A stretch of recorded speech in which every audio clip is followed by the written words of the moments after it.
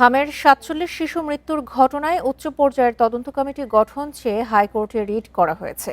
সেই সাথে হামের প্রকোপ না কমা পর্যন্ত স্কুল বন্ধ রাখার নির্দেশনা চাওয়া হয়েছে। বৃহস্পতিবার আইনজীবী লুৎফে জাহান পূর্ণিমা এই রিট করেন।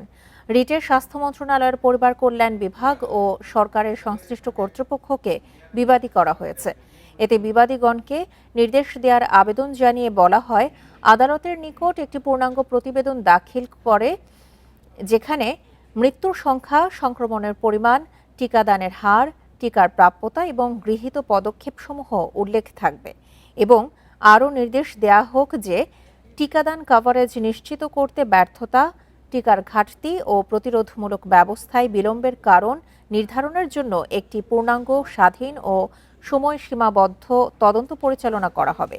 এছাড়া কেন সময়মতো পদক্ষেপ নেওয়া হয়নি তা ব্যাখ্যা করা হবে এবং সেই তদন্তের ফলাফল এই আদালতের সামনে উপস্থাপন করতে বলা হয়েছে। রিট আবেদনে আরও বলা হয়, সময়মতো টিকাদান নিশ্চিত করতে ব্যর্থতা, টিকার প্রাপ্যতা নিশ্চিত না করা, স্বাস্থ্যসেবা সুবিধা ও জরুরি সাড়া প্রদানে ঘাটতি, এই সবই সংবিধানের ২৭, ৩১ এবং ৩২ অনুচ্ছেদের লঙ্ঘন।